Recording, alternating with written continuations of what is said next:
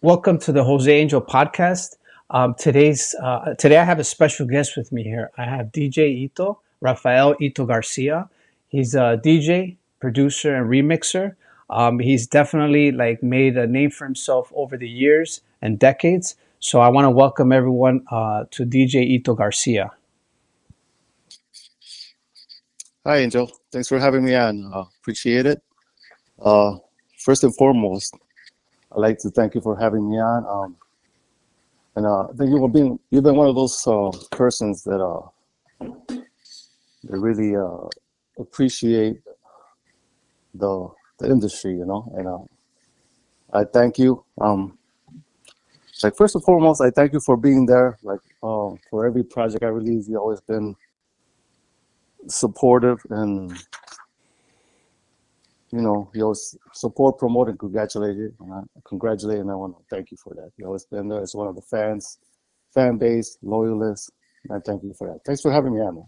No problem, brother. No problem. Like I said before, man. Your sound, your production, your music, your beats, your work ethic. Being born, raised, and residing in Chicago and being a big part of the house music culture and community. And a house music ambassador for so many years. It's been a pleasure, man, to be able to call you not just a friend, a mentor, but also just someone in the house music community that has really put a lot of music out there on the forefront for the house music community to enjoy, and for the house music community to understand like the whole story behind how house music is born, how it came upon, and stuff like that. So once again, I want to thank you, Ito, for coming on the podcast and chopping it up with me for a bit. So let's go ahead and just step right into this. And the first question, I'm sure that a lot of your fans or some of the new fans come in have is like, let's talk about Ito. Let's go back in time. Let's take it back to like your grammar years, your high school years. Let's talk about who Ito was growing up, where he grew up, where his roots come from. How did you get involved with DJing, music, house music, production, producing? Let's talk about a little bit about that. Let's scratch the surface on that, and find out where DJ Ito started. Well, first of all, thank you for your kind words, man. Your words are too kind. Appreciate that. So my story begins. I'm a son of Mexican immigrants. I was born and raised in Chicago. Uh, and I like to think I grew up in an era, like the golden era of radio, I guess, in Chicago. I mean, back then, it seemed like every genre had its own radio station. And I grew up listening to a vast, different kinds of music, just a vast myriad of, music.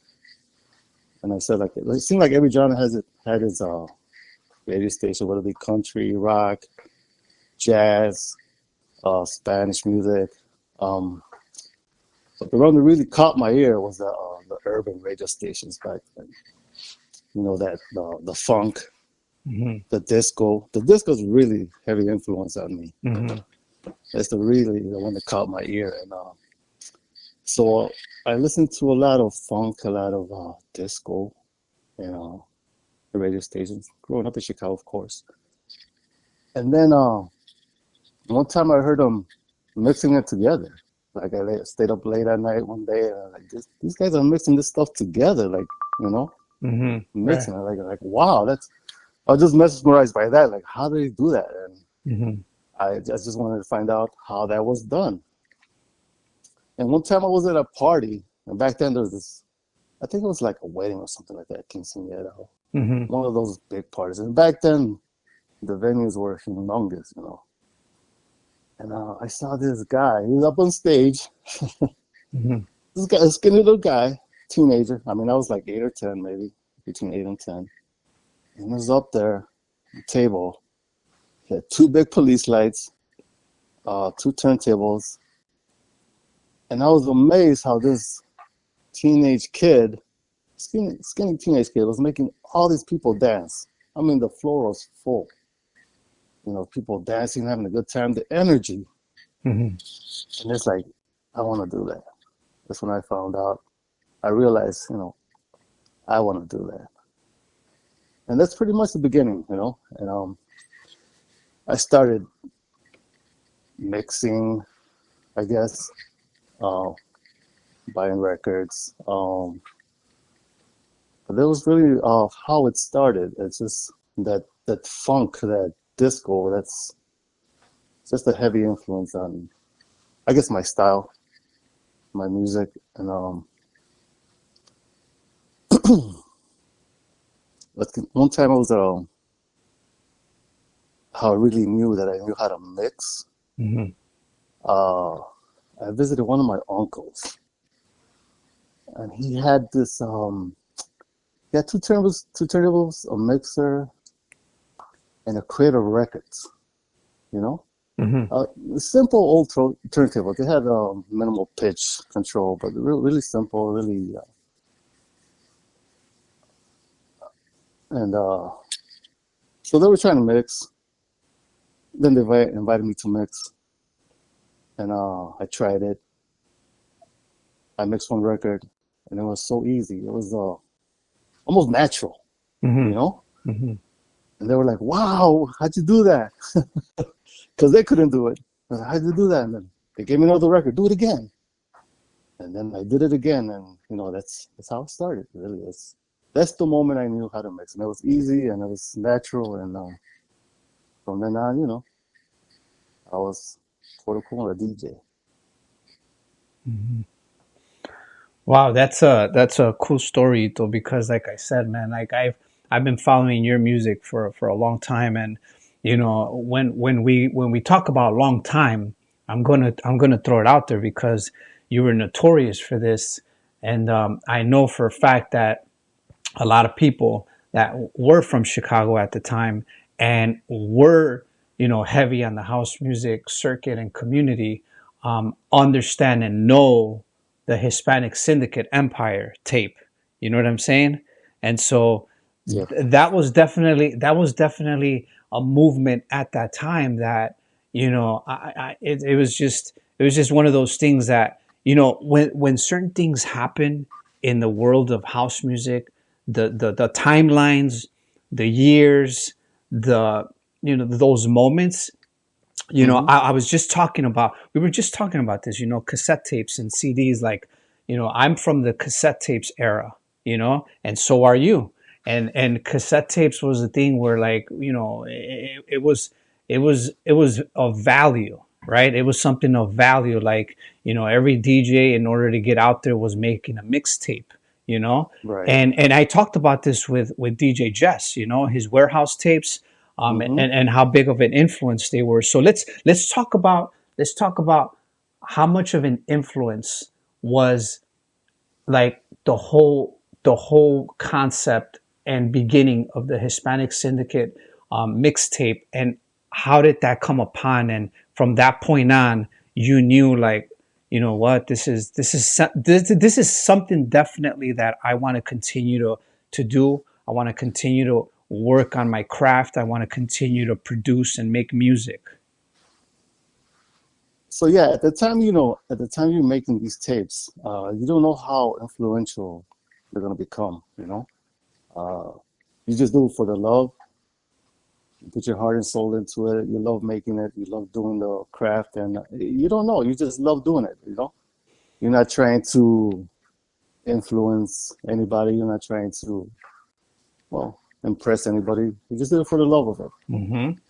And how they started, well, first I became a DJ, right? Hmm.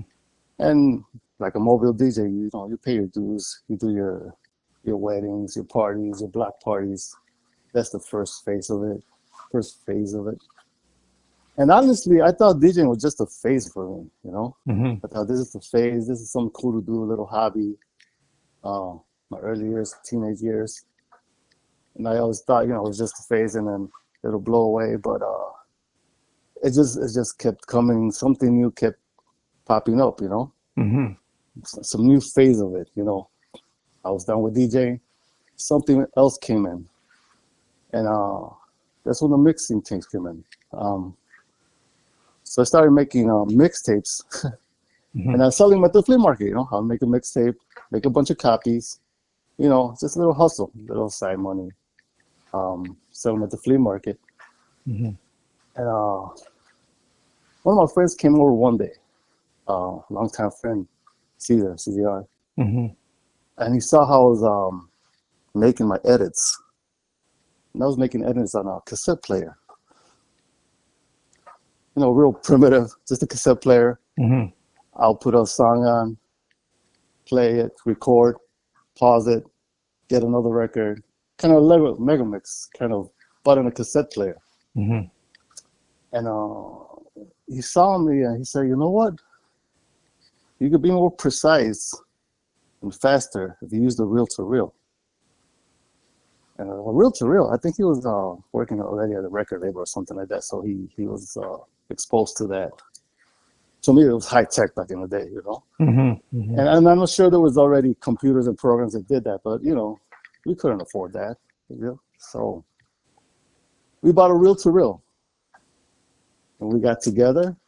We said, let's make a mix and sell it. Let's make a tape and kind of sell it out there to the record stores, which they already started to sell mixtapes. Mm-hmm. And all mixtapes back then started out with a little mega mix to get your attention as a consumer. Mm-hmm. Starts a little mega mix, and then it goes off into regular mix. And so he introduced us to the reel to reel. So we got together, like we started with a little intro mega mix, but then we said, let's just keep it going. Let's make something new. Let's make 60 minutes of just mega mix, and that's how it started. That's how the Ultimate Party Mixer started. It just 60 minutes of straight mega mix. It's almost like 1,000 records in one mix. Wow. And at the time, you don't know what you're doing. You're just doing something you love. It's an idea. And to progress to that state, where still people, tell me, man, that was influential, man. That those mixes really influenced me. It's the highest compliment as a DJ, really. Just a DJ as a music maker, that's the highest compliment. You influence somebody without even trying, without even trying, and that's the highest compliment. And that's how it started. I think we made 3 of them, very popular. And I do want to say, I don't want to misspeak here, but one of the producers of ghetto music, ghetto house, was influenced by one of those mixes. And I'm not sure which one. I don't want to speak here, but and I was like, wow, you don't know what you do until it's out there and history happens. And at the time, you're just doing it for the love of it. And that's all, you love it. You put your heart and soul into it. And that's how they go. That's how it went. Yeah. You guys, you and Caesar definitely like set the tone for what was to come within the next couple of years when it came down to your productions with the house music culture, movement, and music. You know what I'm saying? And I know you guys worked on countless tracks and records, and that's one of the things that I think really, I think that's one of the things that really set the tone for your sound, Ito. Is that you have a very specific, you look for very specific sound bites, sounds, Yes. bass lines, snares, stuff like that, and it's I know right now we're talking music, and Yeah. some people might be like, well, what are they talking about? But whoever knows like house music and follows it understands like, the sound bites are important, and going back to your conversation, and I'm gonna like talk about that a little bit more. Mm-hmm. You mentioned how you started DJing and you bought your equipment, and the first time that you tried to blend 2 records together, like you did it seamlessly, like with no problems. And Yes. I'll tell you right now, man. I'm gonna tell you right now. I'm gonna be straight shooter. Like I appreciate any DJ on any platform, on any spectrum, simply because it's a hard craft. And I'm going to tell you, Mm-hmm. I'm telling you from experience, because I've been there, done that. And DJing specifically, and I want to make it very clear that DJing on records, on vinyl, if you were able to master that, you're going to be able to master anything after that, simply because DJing on records, man, is something that is hard and it's complicated, but when you're good, you're extremely good at it, you know? And that was one of the things for me that when I first started, I was like, Mm-hmm. man, like I got to take my hat off to all these DJs, because this is hard. It's easier said than done. You know, Yes. it's easier said than done. It's like everyone wants to be a DJ, right? But Mm-hmm. the real question is, are you able to beat match two records simultaneously together for a long period of time and be able to do a seamlessly blend and transition into the next record without people noticing? That's Right. hard. That's hard, man. That's already a skill, right? That's already a skill. Like, that's a mindset skill. And so that was something that it took me a long time to like to be able to do that. So coming from that point and that perspective, like I said, man, I got to give it up to you, Ito, because you did that and you've been doing that for a very long time. And not only that, you were able to like pinpoint certain sounds, certain soundtracks, certain sound bites that eventually led you into like the studio, the production, and producing, and all of that. So, going into this next segment of like producing, let's talk about your producing background, man. Let's talk about like when you first started to really like lace down beats, and you're in the studio. Let's talk about this. Mm-hmm. Let's talk about when you are in the studio. What are some of the like specific key instruments, elements, equipment that you like to use to make magic in the studio? What are some of your favorites? So really, my studio is really humble, to tell you the truth. Not too much stuff in my studio, and especially back then, I didn't even have a studio back then. Um, Mainly in my studio, it's really, I think, less is more, really, Yes, yes. especially for my kind of way of producing. It's less is more. I think I'm more of a creative and arranging producer. You know, Hmm. I let the engineering and all that when they make it sound good for the professionals. You know, so mainly in my studio right now, it's really a couple computers, keyboard. I still have a sound mixer, analog. Um, I still have my MPC 3000 from back in the day. Nice, Yeah, nice. and of course, the digital audio workstation. I use FL Studio. They just happened to follow my laps. For some reason, I bought a keyboard one time and they gave it to me for free, and I've been using FL Studio now. But I still crank up the MPC 3000 here and there, once in a while. Um, it just feels more creative. It, brings out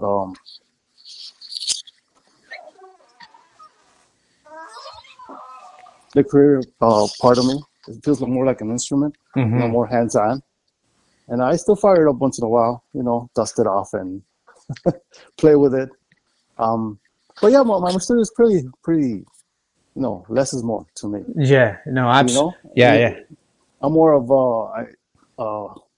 my ear. I find samples, I hear them, I play with them.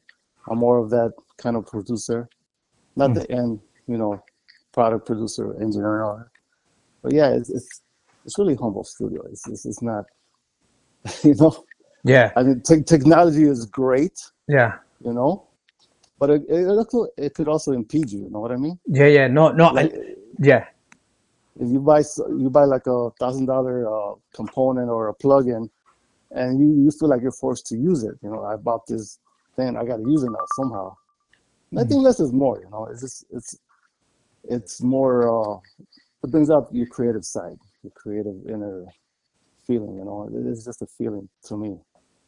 That totally. Listen, I love that. I like to actually use that phrase a lot, right? Less is more, right? Mm-hmm. And more is less. I always Right. I always use that, and I'll tell you why I can relate to that. And that phrase right there resonates with me a lot because growing up myself too, like there wasn't enough money when I first started into the photography industry. Like Exactly. I didn't have that kind of money to be buying the most expensive cameras, digital cameras, with all the bells and whistles. You know what I'm saying? So Mm-hmm. I had to settle for like something lower end, something that just did the job, right? And so and till this day, I like to tell people when people look at a very specific picture that has been around for years that I've shot many years ago, they Mm-hmm. look at it and they're like, "Wow, that's a cool picture, man!" Like I'm sure you shot that with like a very high end camera. Nope, that was shot with my Rebel XT, man.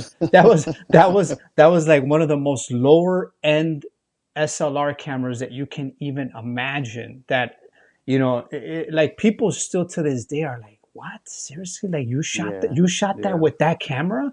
and Yeah. and and I, people tell me, like other photographers tell me, like, no, that looks like that could have shot with like a Canon D series or a 5D or something higher, man. And I'm like, Exactly. Yeah. nope, that picture was produced and created with the XT Rebel, man. Mm-hmm. So kind of going back on what you're talking about, yes, absolutely, I agree with you. Sometimes less is more, you know Yes. and sometimes, for me personally, I feel like if I can use less and produce more, that actually, like that speaks more volumes, right? Because everyone thinks that if you go out and you purchase the most expensive camera out there that's on the market, you're going to produce way higher quality, more better pictures. Nah, that's not exactly correct. Exactly. That's not exactly correct. And same thing with you.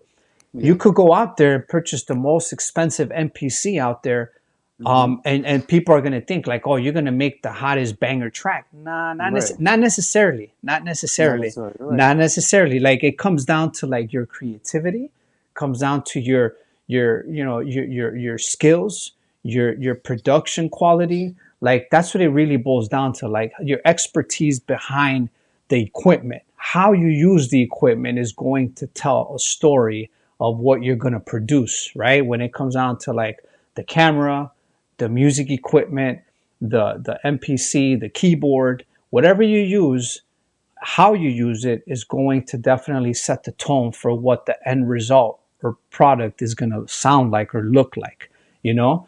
Um, so I'm totally with you on that. Now, Yeah. since we're on that topic about like, your humble studio, let's talk about let's talk about who are some of the DJs and producers that inspired DJ Ito growing up, and Mm-hmm. those specific DJs or producers paved the way for you in the industry as you were getting older. Right. So the early years for DJing, of course, the early DJs on the radio, like Farley, Rafi Rosario, Bad Boy Bill, of course. So this were my influence for my DJ style. You know, I pride myself in my mixing style in the transitions. You know, I Mhm. think this is what makes me who I am. My style. It's my transitions. I love transitions. Those are the essential element of DJing. You know what I mean?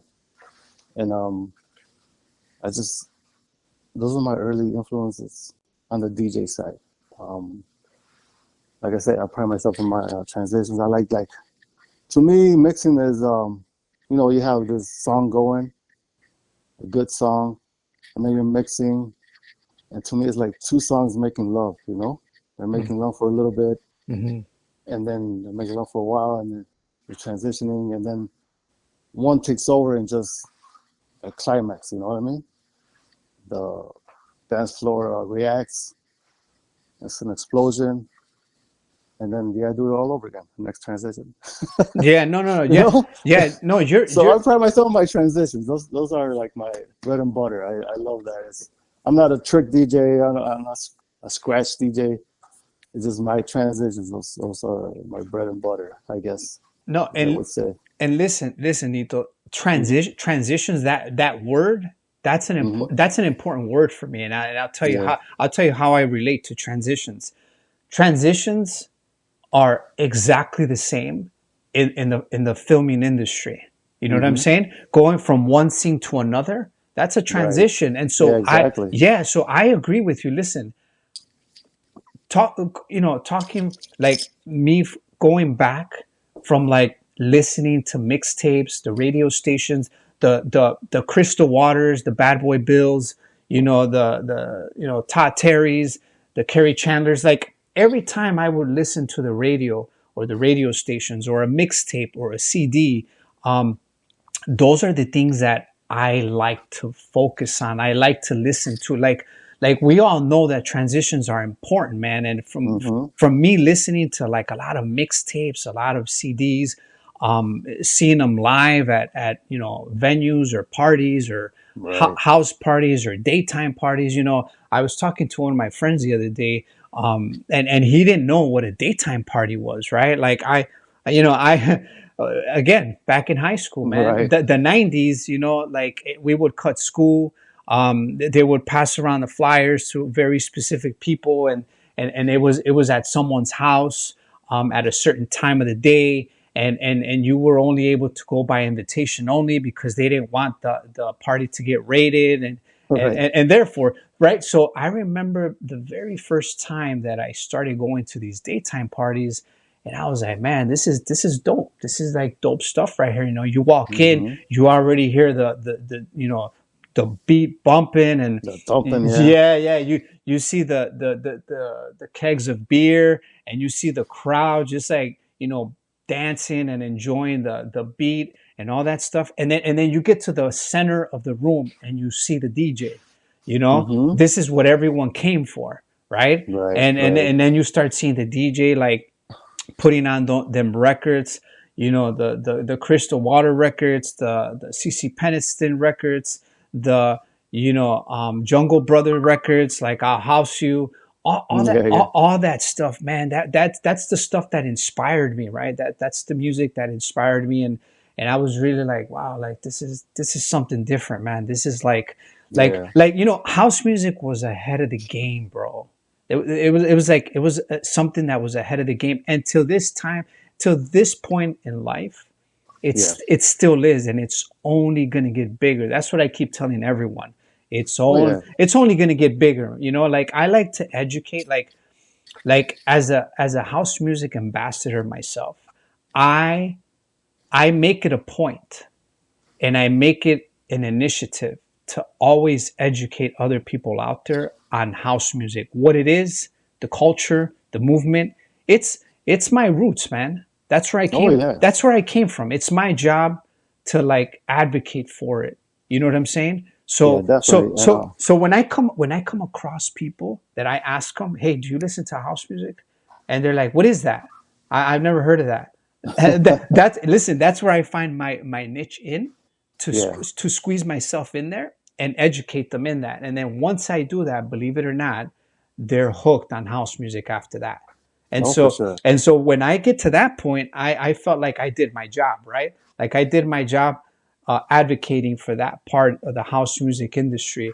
And I was like, okay, cool. So like I said, man, the transitions are important, you know, Oh and, yeah. and everything about house music, talking about the stamp and the the specific style that you do with your soundtracks. Yeah. Talking about the And whole. then and we were really fortunate to grow up in an era, and we kind of witnessed to the birth of house music. You Yes, know, we're yes. so fortunate. I mean, at the time we didn't know what was going on.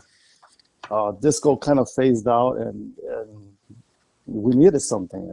Hmm. And we're um, and then whether you were a DJ, a producer, a club goer, or whether you bought mixtapes, dance to the music, listen to the radio station, you were part of it, you know? You were part of this culture, this movement. Mm-hmm. And nobody could take that away from you. If you're from Chicago from that era, nobody could take it away from you, you know what I mean? Absolutely.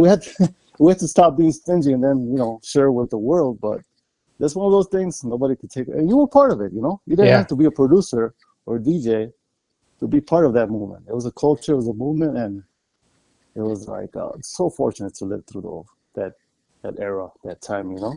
I'm sure you feel the same way, you know? Yeah, absolutely, man. You know, I have two kids, teenage kids, adults already that I expose them to the music, to the house music, you know, and it's something that goes from generation to generation, you know? Oh, yeah. And it's something that's just never gonna stop. You know, earlier I mentioned to you the daytime parties, you know, at someone's house, and just to kind of talk about that, like you created and you were part of a track that was titled Soiree, which definition is a house party. You know what I'm saying? Right, so nighttime party, so yeah, let's talk about some of your productions, some of your soundtracks that you are definitely proud of, and they've been some of your greatest accomplishments. Well, I'm gonna bring it back to a track before Soiree. I think I'm very proud of the track Bringin The Funk. I think that's one of my tracks that I'm really proud of. Yes, yes. It's a collaboration with CZR and Alex Peace on the vocals. That track got picked up by Subliminal Records. It's Eric Murillo's label, God Rest His Soul. He passed away.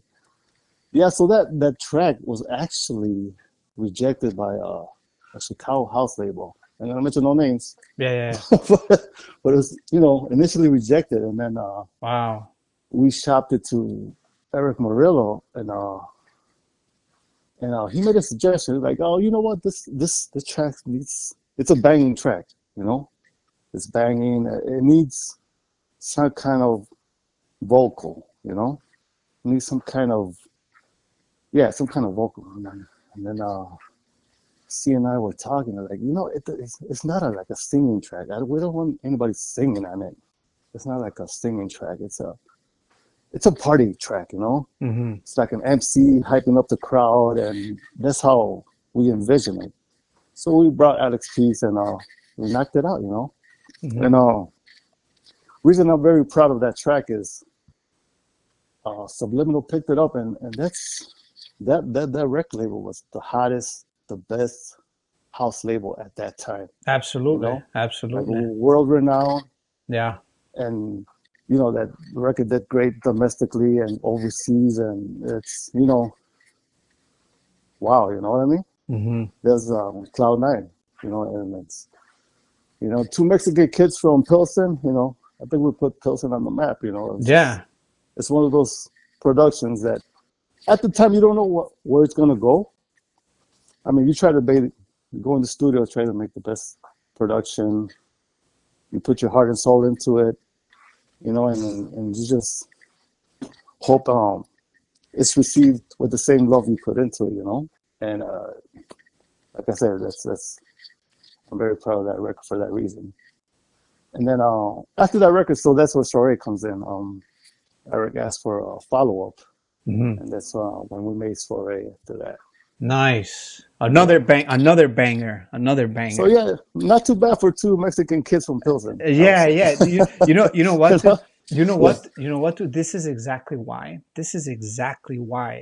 I have so much respect for you and CZR, because you guys are from my neighborhood, Pilsen. Shout out to Pilsen, right? Shout out to Pilsen. Like you said, you know, you had a group of Mexican kids like me, you, Caesar, and a bunch more that just felt like, you know, you were stuck in a tough neighborhood, but the tough neighborhood made us who we are today. You know what I'm saying? Definitely. It brought out the creative, artistic side out of us. You know what I'm saying? Yes. Years later. And I always said DJing saved me from the neighborhood, the bad elements of the neighborhood. You know what I mean? Yes. You know, you had gangs. If you were a DJ, you guys kind of respected the DJ because no DJ, no music, no party. Right, You right, know, right, right, right, right. you know, Yes. and that kept me from a lot of bad elements of the neighborhood, the hood. You know, Mm-hmm. I want to say that is one of the things that kept me out of that element. I mean, I met a lot of people, a lot of bad element, but they always kind of respected the DJ. You know, because no DJ, no music, no party. Right, exactly. You know, and that's one of the things I always thought about. It saved me. It kind of DJ kind of saved me from that. Hmm. Yeah, no, definitely. Like you were mentioning, like um, that bringing the funk definitely set the tone. Definitely set the Hmm. tone at that time in that era. And Yeah, let's backtrack, Ito, because and man, you know I what? If you drop that right now, it still it's slams. still a You know what I banger, mean? still a banger, And still a and banger. and that was made in MPC 3000. I think we used a filter factory for the filters and a mixing board. Hmm. And you drop that today, it still slams. You know what I mean? Yep. And if you don't know what it is, you think it's a new record, and it's still very proud of that record. And I hope CZR feels the same way. I think he does, and it's one of those things that I'm very proud of. it's definitely a catchy record for sure. Hmm. Catchy. Like And it's every. been sampled numerous times, so many times. Mhm. I'm about to sample my own sample too. It's about time I sampled it, but yeah, it's you drop it and it still slams. Yeah, no, it was definitely something to be proud of in that era when it first dropped and it came Hmm. out. And like you said, years later, decades later, whatever, it's still a banger. It's still a Right. banger, Exactly. and again, once again, like I have to take my hat off to you and Caesar because you guys are the brains behind like the countless hits that came out of Pilsen, out of the south side of Chicago. Um, and it just kept going. It just kept going. And you guys are like, you know, the type of DJs and producers that we needed during that time, you know? Everyone was busy producing, making house tracks, making music, and everyone has their own style, right? Yeah, exactly. Everyone has their own style. There's room for everyone in this industry, right? Hmm. There's room Yes. there's room for everyone. This is art. This is art. This is I've always said this is not about who's the best, who's who's like the better producer, the better DJ, who has traveled the most. No, it's not about that. It's about who makes and creates art and shares it with the world. That's what it comes down to at the end of the day, you know? Right, right, right. And So, you gotta thank the pioneers. You gotta thank the early days of Farley and Ralphie Rosario's and you know what's the other? You gotta thank the pioneers. And yeah. for me, I'm just fortunate to have contributed to that culture, that movement. I just feel so fortunate. I don't consider myself a pioneer or anything like that. I thank the pioneers, and I'm just fortunate, like I said, to be part of it and contribute some kind of way to the Hmm. culture. Yeah, no, yeah, for sure. Like one of the other tracks again, when it dropped during that time, it was also like, a different, unique Wonder of You. That's another one. That's another one Hmm. that for me was like really set the tone too. And I was like, man, that's different. That's cool. You Yeah, know?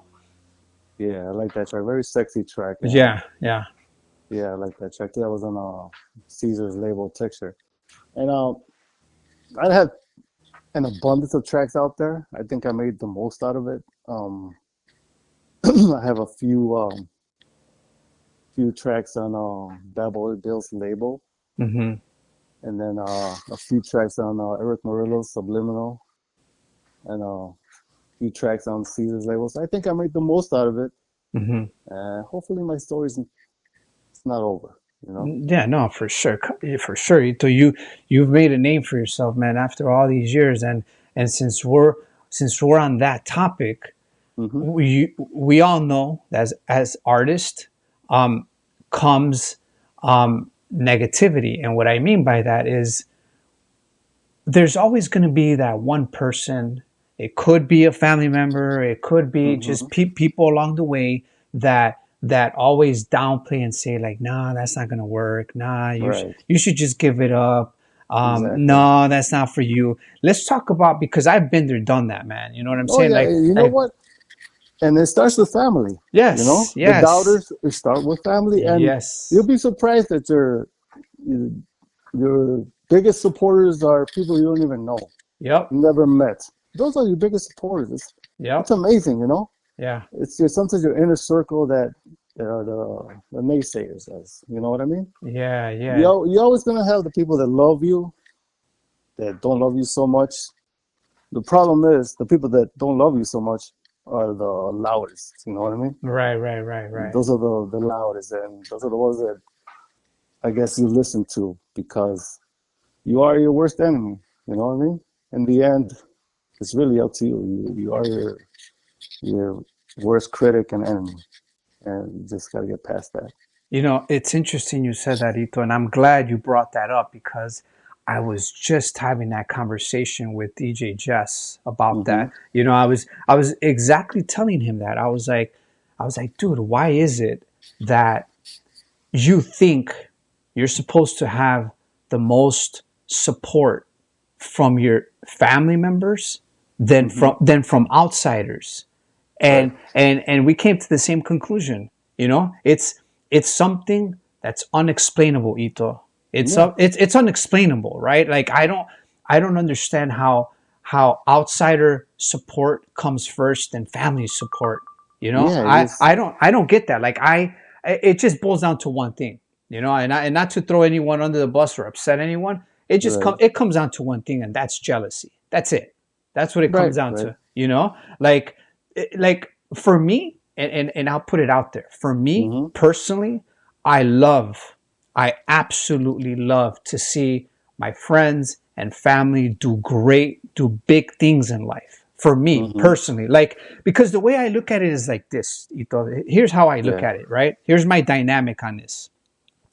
If you're my friend Ito, and you're doing great and you're blowing up and you're like doing amazing stuff, that's a win-win for me because you're my friend and I have a good relationship with you. You know what I'm Exactly. saying? Yeah. Um, and vice versa, right? Like if I'm doing good and I'm your friend, like I'm sure you would be happy for me because again, you're my friend, I'm your friend, and at the end of the Hmm. day, like we kind of like share the same things in common, right?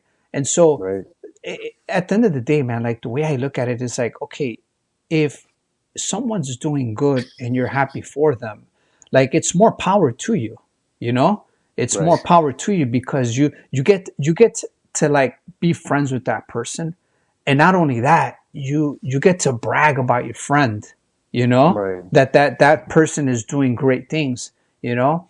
And at the end of the day, you know, when it boils down to it, Ito, we all know that when you Hmm. have good intentions towards someone, God just sends you more blessings in return. That's Oh the yeah. that's the bottom line. And I can think of it this way: your win is my win. You know what I mean? Yep. Yep. Your win today might be my win later on down the road. You know, I Yep. might be needing something down the road, and you help me. You might be needing me sometime down the road. I'll help you. Your win is my win. You know, and especially coming from the same neighborhood, same culture. You know what I mean? Right. It's we just gotta. It just amazes me where the support comes from sometimes. It Right. really does. It's just some random kid, you know what I mean? Yeah. Colombia, hey, I love your stuff. Yep. Please make some more. Like, wow. And, you know, you don't get that sometimes from your immediate circle. Yeah, no, That's you're absolutely right because art reaches it covers so many grounds, Ito. hmm Like it goes so far out. Like same thing with me, man. I get humbled and I stay grounded like when I get comments like that or people in Europe or people on the other side of hmm South America look at my work and they comment and they say nothing but positive things. Like that's humbling for me, right? Because right. I'm like a kid, like you said, a Mexican kid from the south side of Chicago, Mm-hmm. specifically Pilsen, you Right. know, like to be able to reach grounds on the other side of the world, that's kind of crazy, man. Yeah. That's kind of, And growing up in Pilsen, you start out with a lot of, you start behind the ball, a lot of negatives, and to yep. overcome that, it's something. It's Yeah. an accomplishment. Yes, absolutely, man, absolutely. And since we're on that topic about the come ups, the upbringings, Hmm. how was Rafael Ito Garcia like when he was coming up in school in high school? Like how was it for you coming up like in the bad neighborhoods, like you said, Yeah. surrounded by gangs and crime activity, all that stuff? How was that for you? Yeah. So I did have friends that were in gangs and coming up, and a weird statistic that always kind of rattled my brain is my third grade class. When I was in third grade, half of them ended up in gangs. Hmm. Growing up, and it was amazing to me. Half of them ended up in gangs, and in high school, either in jail or dead. You know, and like I say, you start behind the ball, whether you know it or not. At the time, you don't know it. You Hmm. just keep on keeping on, and I grew up loving music, and it saved me. It really did. It saved me and the people around me, and we hung out. Um, the party crew, the Chicago party crew era came after my high school years, and it was all about partying. I loved it. I love making the crowd happy. I love the crowd's energy. All the house parties, the endless house parties is just that's what I remember. I don't remember the subjects at school. I just remember the house parties. Hmm. These are the date times, and coming up like that, it's you feel fortunate that you made it through high school without Yeah. having some kind of negative aspect of the neighborhood. Right. Right. And you're around it, it's around you, but you just creep out of it, move out of it, and I think music has something. DJing had a big part of it. I'm not Yeah. sure it did for you too. Yeah. No. No. Absolutely, man. And coming from a father, background. Like I'm a father of two, Hmm. grown teens already. And I have these conversations with them all the time. Like how crazy it was and how tough it was for me. Like during those times, like trying to stay focused, right? Yes. Trying to figure out what do I want to do with my life. Because the same thing on my side. Had family, relatives, and friends that had ties to gangs. That's all I was around, and that's all I knew. That's all I saw. Some of them got shot and killed. Some of them ended up in jail. Some of them did time. Um, and it was crazy. It was crazy because I used a lot of um, I used a lot of I used to play a lot of basketball, right? I used to play a lot of basketball around most of the neighborhood parks in Hmm. Pilsen, like Dvork, Harrison Park. Yeah. I'd play a lot of basketball around there, and with my friends, we would hang out. And obviously, and let's give another shout out to like the Chicago Bulls and the Michael Jordan era, and Oh, we're of course. Yeah, that we're was a we're great we're, era. Great we're, era, we're, we're man. part we're part of that. We're part of Oh, that. yes. Another So era we're, yes, so fortunate to live through. yes, so let's talk about that too, man, because like at the end of the day, a lot of people have a lot of negative stuff to talk about Chicago, Chi-Town, all, Yeah. but let's I gotta take a moment for this, man, because this is kind of like historic right here. But we it's like it's an honor to say that we were part of both of those eras, the house music and the Chicago Bulls Michael Jordan era. Exactly. You And that know, might not happen again. right? And it's not going to happen anywhere else but Chicago. But Right. Chicago, it wasn't going to happen anywhere else but Chicago. Right. So coming back to our roots, man, like you know, Chicago does play a huge factor in what was to come for me, you, Caesar, Hmm. Bad Boy Bill, and Yeah. the list goes on for all these Chicago house music, like DJs, producers, ambassadors, Right. icons, world renowned. Because we do have to say you're world renowned, Ito. You know what I'm saying? Like we do have to give you that title, bro. Like we do Oh, have to, thank you. we got to give it to you because at the end of the day, like your records, your collaborations did make a name for yourself, like worldwide, globally, internationally, and that's pretty big, man. Like let's take a moment for that because Yeah. it took me a long time. It took me a long time, Ito, for me to accept the fact when and it was a couple years back when Yeah. I was talking with one of my close friends about my photography, my film work, my art, and he says like, dude, like you're basically world renowned at this point, and I had to Yeah. stop and think about it, Ito. Like I had to stop and think about it and be like damn, that's crazy, like Yeah. Yeah. that, Yeah. like Sometimes you gotta see yourself through somebody else's eyes, you know? yeah, and I had to think back and hold myself back because I was like, damn, that's kind of crazy that whether I like it or not, I have to accept the fact that my name has kind of reached out to those lengths, Yeah. and it's not to tweet my horn or anything, but I want to remain grounded and humble to that. But I also do have to remember that I have to accept that because I did work hard for it, Yes. as hard as you did too. Hmm. You worked hard for that title, world renowned. So now that we're on that topic, Ito, let's talk Yes. about what that title, world renowned, means to you and how much it means to you. Well, I don't. It's those labels is something I struggle with. Hmm. I struggle with that world-renowned pioneer. What's the other one? Legend. All those titles I struggle with because Hmm. I'm just doing this for the love. I did it for the love of it. Hmm. If I influenced somebody, it was all worth it. That was not the intent, but if Hmm. it happened, man, amazing. You know what I mean? Hmm. And like I said, coming from the neighborhood, the struggle makes you better. Yes. The struggle makes you a better artist, a better person. You persevere. If you struggle through that in your youth,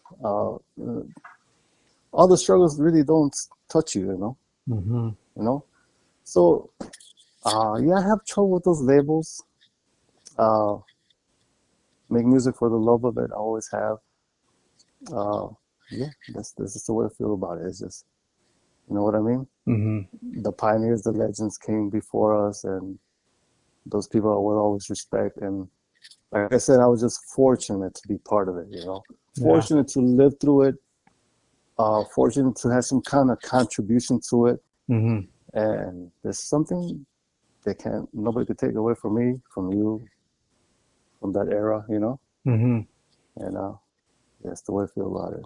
Yeah, no, you're absolutely right on that, and Hmm. it's that's I try my hardest, Ito, Hmm. to give the term and the definition of artist Hmm. a lot of respect and recognition that it deserves, right? Yes. Because unfortunately, we're in a day and time where anytime that someone knows or finds out that you're an artist on any level, whether it's music, Hmm. visuals, artistically, photography, filmmaking, painting, drawing, Right. music, singer, producer, remixer, whatever artistry you're into, Yeah. people always have something negative to say, right? Hmm. Like especially people that have careers and degrees, Right. and Yeah. I want to bring that up because like I've been there, done that, man. Like I've been stepped on, I've been like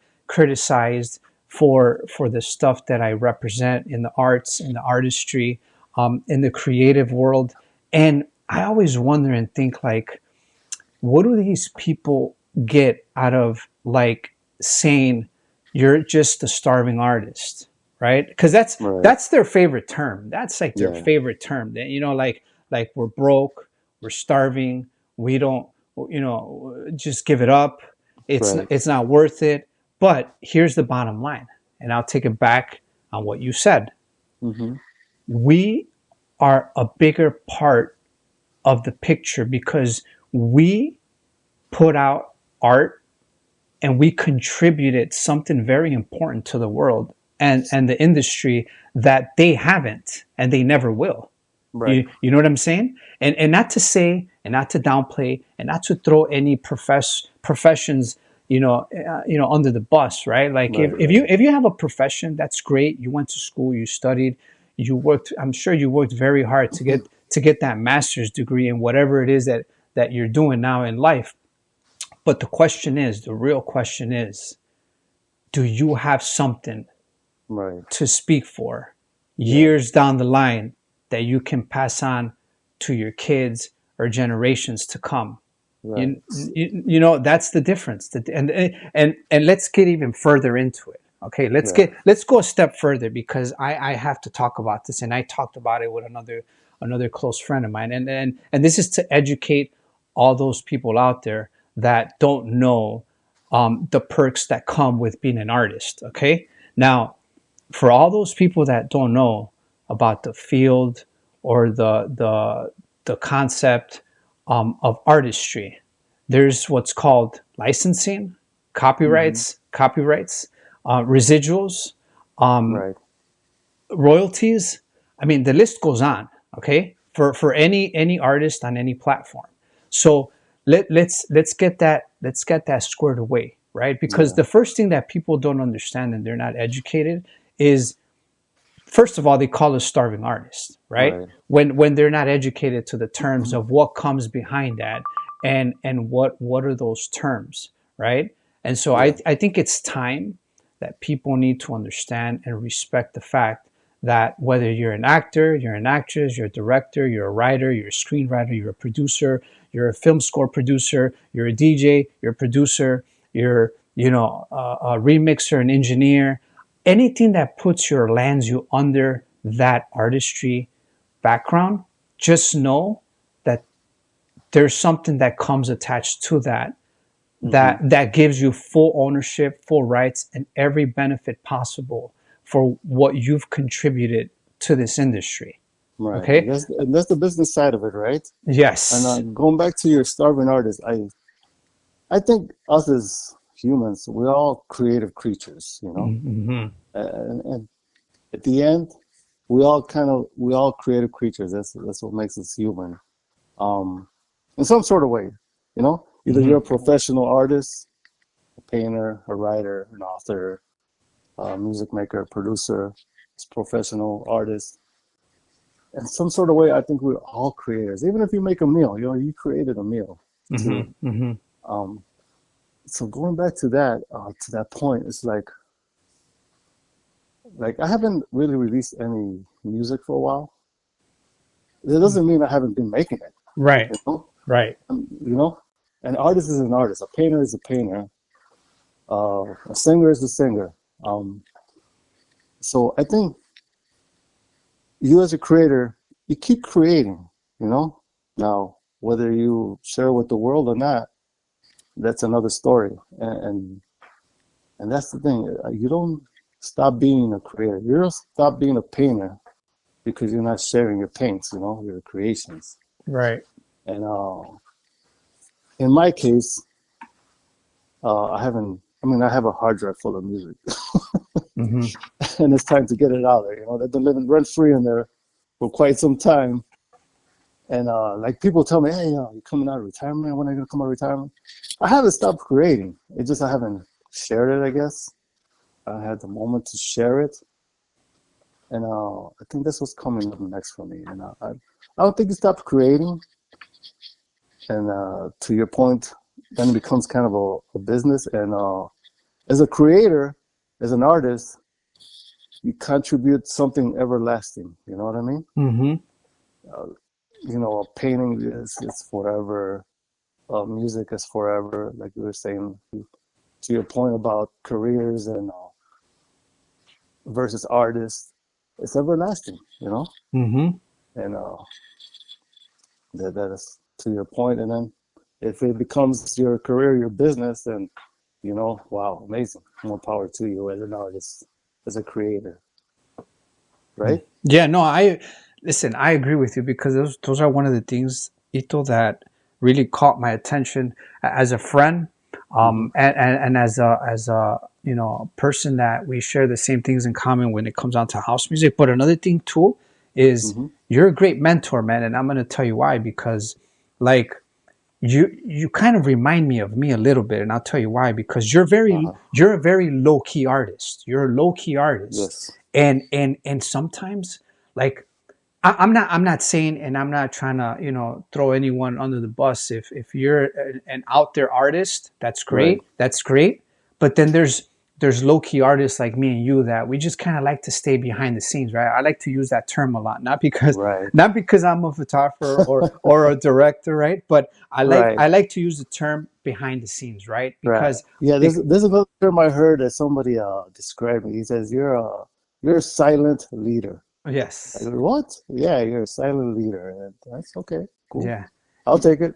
Yeah, no, yeah, absolutely. And so for me, um, behind the scenes has always worked for me, right? Like, Yeah. I feel like that's who I am. That's who I want to continue to be. And, sometimes I'll put myself out there. Sometimes I'll show face, but most likely 90% of the time I'll be behind the scenes, and that's the bottom line, right?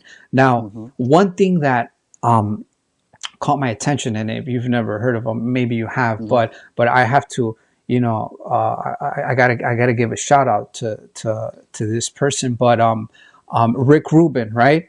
Mm-hmm. He's definitely been a huge inspiration in the music world, and as a mentor and person, like I got a hold of his book not too long ago, and it's called The Creative Act: A Way of Being, right? And one of the Oh, that's a quotes, great book. yeah, Great yeah, book. one of the quotes that really caught my attention is this one, right? Now Mm-hmm. that we're on that topic of mentoring, right? Yeah. It says patience is required for taking in information in the most faithful way possible. And then he says patience is required for crafting a work that resonates and contains all that we do and we have to offer, right? That Mm-hmm. that quote right there is like super powerful because Right. like it's like art our art is a craft, right? Yes. And it's like it's something that you create from scratch, right? Mm-hmm. From nothing. It's like a clean white sheet of paper, and Mm-hmm. every by the time it's done, like you have so many elements into it that you have to stand back and say like, wow, I created that. Yeah. I did that, right? Like nobody else created this but me. Yeah. Like It's amazing. yeah, it's amazing. It's amazing because listen, man, I have been involved in visuals, creative visuals and arts for a very long time. Like if I have to go back, like I mean, I started drawing Ito when I was like 7, 8 years old, right? Mm-hmm. I started just drawing, like I was into like the Batman characters, the Wolverines, the Marvel comic books, and those were some of the things I first started sketching on paper, and I would always get in trouble because I was that kid sitting all the way at the back of the class, with the sketchbook, and the teachers giving her discussion, and she's eyeballing me, and she calls my name out, and what are you doing? Are you paying attention? And I'm just like, yes. And I had to like, close my notepad, but deep inside, I was like, I'd rather just keep writing and drawing, Mm-hmm. because I was the type of person that I was, very artistic, very later down in line, I realized like, I was not a kid that was going to be interested in like books and reading and The like typical careers, right? yeah. No, I very early on, man. I knew that wasn't going to be for me. Very early on, right? And so I kind of had to, come to the, come. I had to come with to the senses, right? That I needed to like, figure out like, okay, do I want to like continue, on a path where I feel like I'm just going to waste my time, or do I um, chase after my dream and my passion, because that's literally what it is, right? Right. Like you have to. And the thing about art is that you're already taking a risk. You're already taking Mm-hmm. a risk. Like you don't, like you said, you don't expect nothing in return. Right. You don't expect anything in return. You don't know if you're going to get something in return. You Right. know, you don't know if you ever will, right? But Exactly. the bottom line is that you're going to try it, and you're going to try to see if if if if you can create something that is actually going to resonate with somebody out there, you know? Mm-hmm. And so that's where that put me at, and I'm sure you can relate to this, because I'm sure when you first started making your first records, I'm sure at one point it was so mind wrecking for you that you're like, man, I don't know if this beat's gonna work. Right. You know Right. what? Let me give up on this track right here, because I don't know if it's gonna go anywhere. Mm-hmm. It's overwhelming, you know. Sometimes you go in the studio, and another good book is The War of Art. Okay, That's okay, another good book that explains the creative process.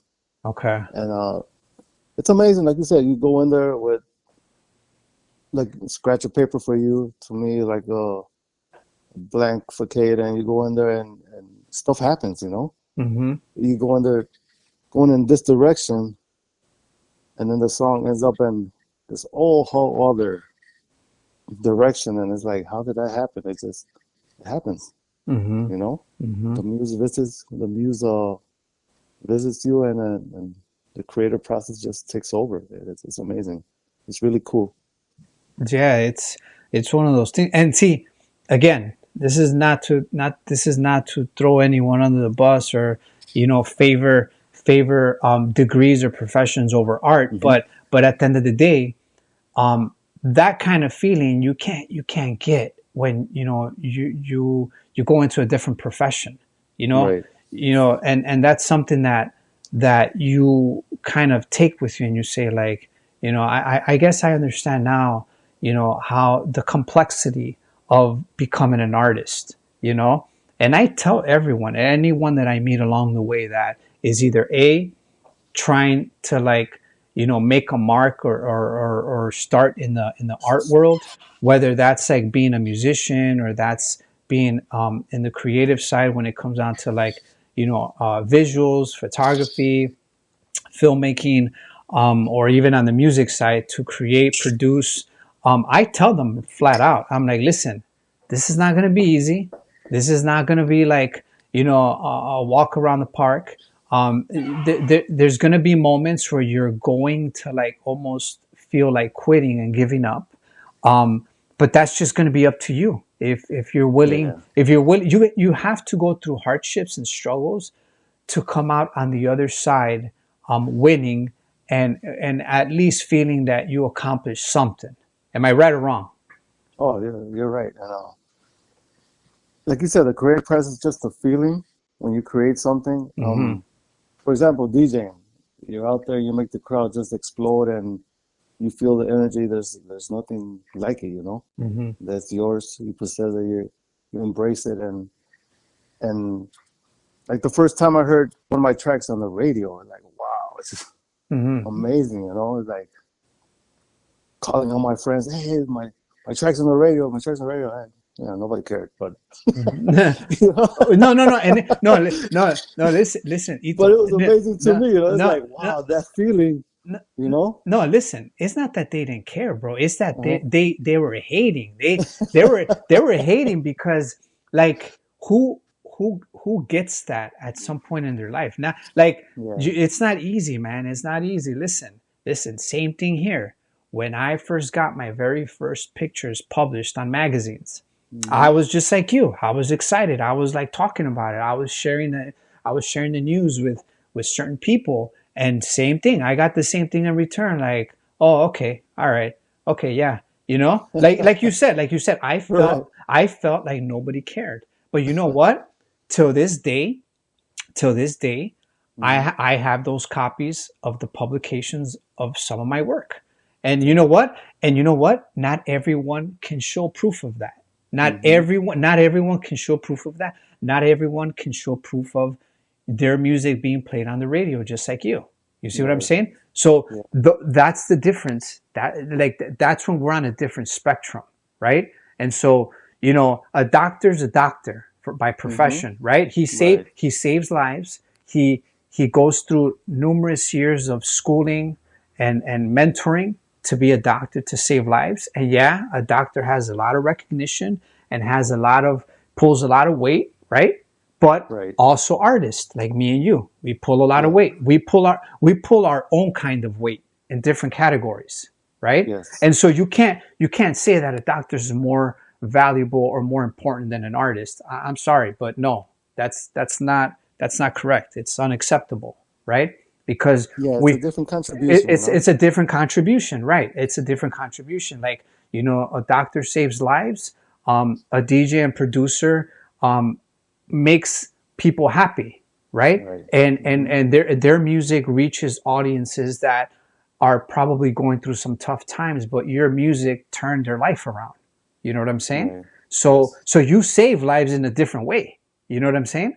So yeah, technically earlier you said music saved my life from the neighborhood, Yes. right? Yeah. Well, there could be someone out there that's listening to your music that's either going to make a bad choice, but listening to your music decides to turn their life around and say, you know what?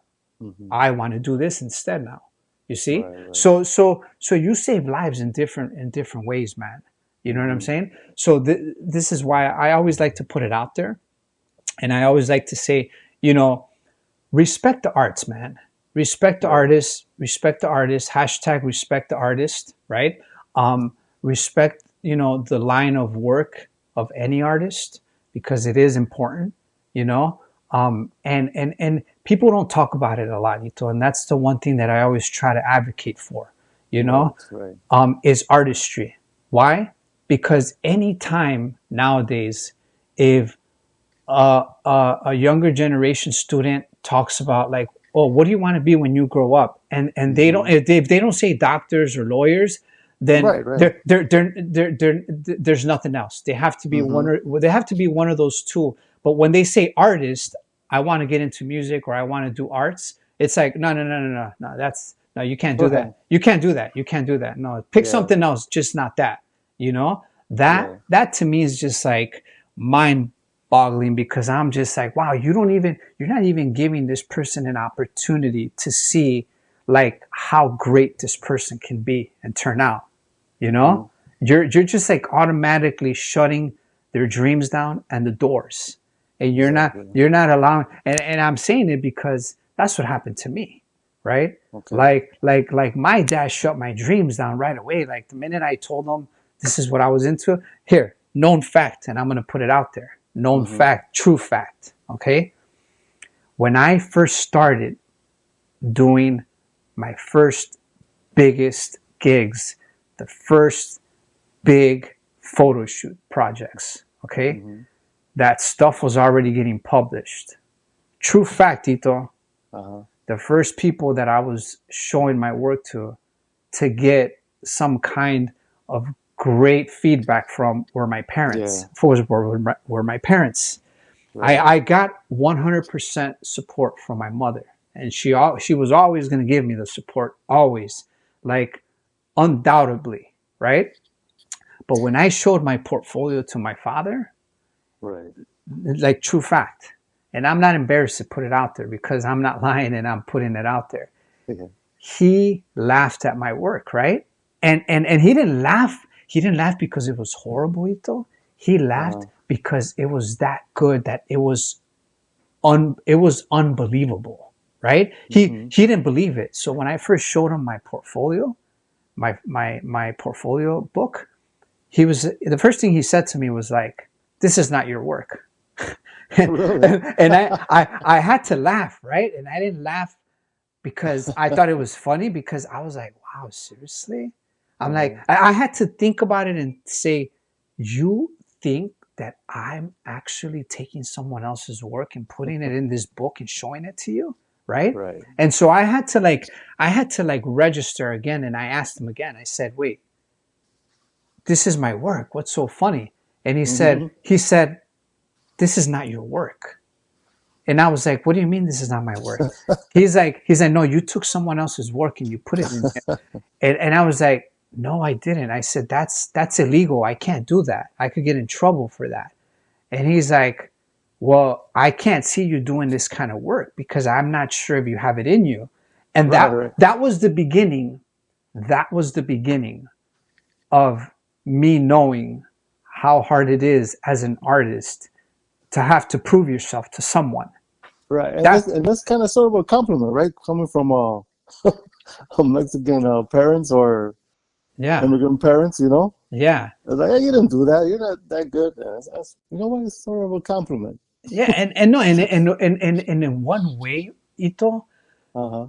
that planted the seed for me to know what was to come further down the years, that I was going to have a lot of people Oh, yeah. doubt my work, not believe in me, not know that that was actually my work, you Right. know? And you have to understand, man, when my mom gave me my name, she gave me the most Mexican name she could have picked. And that's fine. Listen, and that's fine with me, because Yeah. that name now like pulls a lot of weight. Oh, yeah. A You lot gotta of, embrace it. yeah, and it pulls a lot of weight, man. And so I'm proud of that till this day. And I told this story to another friend. Um, at the very beginning of my career, Ito, Mm-hmm.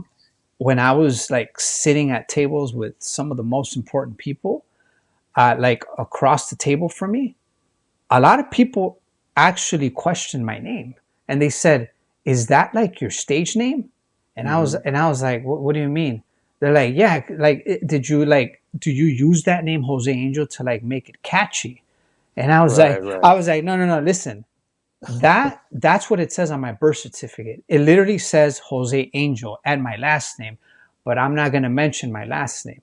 But Right. all you need to know is that Jose Angel is actually on my birth certificate, you know? Right. So I didn't use the stage name to like get some kind of No. fame or like or get my foot through the door, you Right. You know? embraced it and you made it a brand, you know? Yes, yes. And that's something that I'm proud of, man, because at the end of the day, like, you know, it's things like those that you you can't get nowhere else. You Mm-hmm. can't get nowhere else. So I like my name to be on like important sheets, call sheets, scripts, anything that Yeah. my name goes under, and you see Jose Angel, and if there's another Mexican out there or Latin person out there that Right. is barely scratching the surface, but they see my name in there, that right there means a lot to me, Oh, yeah. because it's like me telling them like, "Hey, listen, I'm on this project, and if you saw my name, then I'm gonna be rooting for you, and Yeah, I'm you gonna." could do it too. You Yes, could do it too, you you could know? do it too. You could do it too. Exactly. So this is why I decide to carry that name with me all the time, Mm-hmm. because I want to make it very clear. Like, hey, listen, if you're Latin, you're Mexican, you're Hispanic, and you see my name on that sheet of paper on this project, just know that you're in good hands. Period. You Right. know, because I'm gonna help you out as much as I can. You know, so and let's go back talking about names and nicknames. Mm-hmm. Let's go back. Branding. Yes. Branding is important. Oh, it is. You became very big with Ito. Let's talk about Ito. Let's talk. You You know, no te me ibas a escapar, bro. So no, no, no. It's a, it's one of those things that couldn't escape. You know, yeah, I for mean, sure. it comes from Rafaelito. You know, Yeah, Littlito. You know, that's what I thought. I'm a That's what. junior. It's my dad's name, Rafaelito, whatever. Um, for a long time, coming up as a DJ, I was playing around with names. You know what I mean? Uh-huh. I was there. You know, just Yeah. one of them was remixing Ralphie G. Uh, you know, going on Garcia. You just play around with a lot of names. Yeah, yeah. And I just couldn't get away from Ito. Everybody, hey Ito. I couldn't get away from it, you know. Mm-hmm. And eventually I embraced it. Okay, I am Ito. It's simple, three letters. Okay, I am Ito, and And yeah, this is how it happened. I just And, couldn't get away. As much as I was trying to get away from it and making some kind of stage name, mhm. it always came back to Ito. So I just, yeah, I embraced it, and it is, it is what See, it is. but that's the thing. Uh-huh. That name right there, Ito, is Hmm. now world renowned, and that was something that was started during your childhood. You see what I'm Yeah. saying? So it's interesting, man. And the same thing with me. Like Angel was like, my middle name. Hmm. My grandparents would call me that. And it was something generational that just kind of came from the family, and from that point on, it just like that was it. So I figured like I'm gonna take that with me too. Like I'm gonna take it and run with it and you Right. utilize it, right? Utilize Yeah. it and You embrace it. This is who you are, and run with it, like Eh, you said. exactly, man. Exactly. So that's what it came down to, man. So, you know, at the end of the day, like that's what it boils down to. So, as we come to our closing segment to this, Ito, like Hmm. I wanna ask you something right before our closing. You know, Yes. I want you to like, if there's any advice that you could give to new upcoming talent and artists, DJs, producers that are upcoming, that are starting, to get their feet wet in the DJ and the producing aspect of it. What advice can you give those upcoming DJs or producers with all your many years of experience? What can they expect, or what kind of advice do you want to give them out there? To the young kid wanted to be a DJ or a producer, go with it. Go with your gut feeling, man. You know what I mean? Uh, you just gotta block all the negativity, block all the naysayers, the haters. Go with your gut feeling. Like I said before, we're all creators. I think we're all, at the end of the day, you know what I mean? Hmm. We're that's our nature to create. And for you, if your nature is to create music or be a DJ, just do it. And I know it's oversaturated right now, but you know, someone told me cream rises to the top. If you're good, you're good, no Hmm. matter how saturated the field is. You know what I mean? Absolutely. And just do you, be you, and it'll come to you. That's what I say. And it's amazing when you get in the studio, how creativity works. Yeah. It's just you go in there and it works for you, and it does it for you. Just be you. At the end of the day, you know. Yeah. Yeah. Absolutely. You got to run with it. Yeah, Take you it, got to run with it. run with it. Embrace who you are. Embrace what you do, and if it becomes a career, professional career, amazing. Absolutely. If Yeah. it doesn't, it's a great ass hobby. You know what I mean? Yeah. Right. Right. Right. Right. Like, to me, it's a great ass hobby. It's the one constant in my life. I Mm. thought it was just a phase when I started, and then years back, I started thinking, like, you like careers, and we took like this kind of professional career, but the one constant in my life was music. Hmm. It's always been.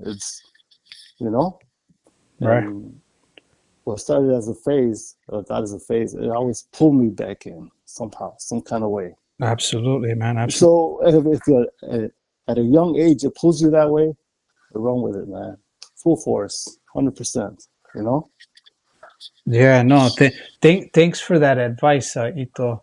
Hmm. For your listeners out there. So now we come full circle. And Yes. I first and foremost, I gotta Yes. take the time to thank you, Ito, for coming on the podcast, talking about your music journey. Oh, thank you for having me, Yeah, Jose. no problem. Your upcomings, your roots, Chicago house music, and for all those listeners out there, new listeners or loyal listeners of Ito, definitely, you want to check out his music catalog. I mean, he has countless hits like "Wonder of You," "I've Been Loving You," "Feel the Yeah. Pressure," "Soiree," and the list goes on. And let's not forget "Bringin The Funk." So Yes. if you haven't yet checked out any of these banger house tracks, I highly recommend check them out on SoundCloud. Check them out. Even you could even find them on YouTube. Just type the titles in, and Yes. you'll start listening to some of his music. But I highly recommend any of you that have not crossed paths with his music. It's going to resonate with you if you're a house music, fan, lover, enthusiast. You're going to definitely like his music, his production, and some of the countless tracks that he's released over the years. So once again, I want to take the time, Ito, to thank you for coming on, talking to us a little bit about your backstory and how it all started for you. And I want people to listen and hopefully from this take something, and hopefully you inspire them to continue and pick up some kind of artistry, whether it's music or something else, and to make a difference and create. And like you said, contribute some kind of art to the world in the long run. Yes. You know what I'm saying? Yes. So that's what it comes down to at the end of the day. So, and Yeah. Thank you for that, Jose. And I said, hopefully I'm not done. I have to no, dump, like I said, I have to dump my drive. I have so much stuff in there that I gotta share with the world. Whether it be on record labels now or some kind of free sharing platform, I need to put stuff out there. And if you inspire one soul, one person, if you influence one person, it's all worth it, man. yeah, yeah, yep, Because yeah, that was not the intent. You just love what you do it, and that's the result, man. It's amazing, you know what I mean? Some yeah, kid out there tells you thank you for influencing me or something like that. It's just there's no words to that, you know. yeah. No, absolutely. It's like Yeah, you no, put your heart and soul into whatever you do, and if it gets received with the same love you put into it, man, it's amazing. You know what I mean? yeah, no. Uh, I agree with you. You're absolutely right. If you're able to change one person's perspective, on hmm art, and you've inspired at least one person, then you did your job. You did your Right. job. You know. Exactly. So yeah, very well said, and I totally agree with you. So yeah, So yeah, Jose, thank you for having me on, man. I appreciate that. yeah, I know for some time we were trying to link up, and we yeah, finally did it. And yeah. hopefully for the future we'll, collaborate more projects together. And I want to thank you for that. It's been a while since we're trying to do some, Oh and yeah, no, no, for sure. Yeah, we're gonna definitely, like I we said, finally did it. yeah, oh, absolutely. And like I said, there's more to come. There's more to come because I know you're going to be releasing something soon. No rush. But Yes. whatever you release, like whatever you touch becomes golden and becomes a hit. You I know. hope so. So like I said, man, keep doing your thing, keep producing, keep staying inspired, continue to create art, for the world. And like I said, man, thanks again for taking the time. We appreciate it. And from this point on, like let's just continue to create art. Yes, yes. Well, thanks for having me, brother. Appreciate you. Like I said before, any stuff I put out there, you're one of the persons first in line, to support, promote, congratulate me. I do appreciate that. No problem, You man. know, No problem. Because you do the same for me. You know what I'm saying? Like definitely. you support all my projects, any project. It doesn't matter, small scale, big scale. It doesn't matter. Like, and that's the one thing I want to make clear to all these artists out there. Yeah, It doesn't matter whether you make something that's on a small scale or on a grander scale or big scale. At the end of the day, it's whatever you put out there. exactly. As long as you create something and you create art, it doesn't matter on what scale it is.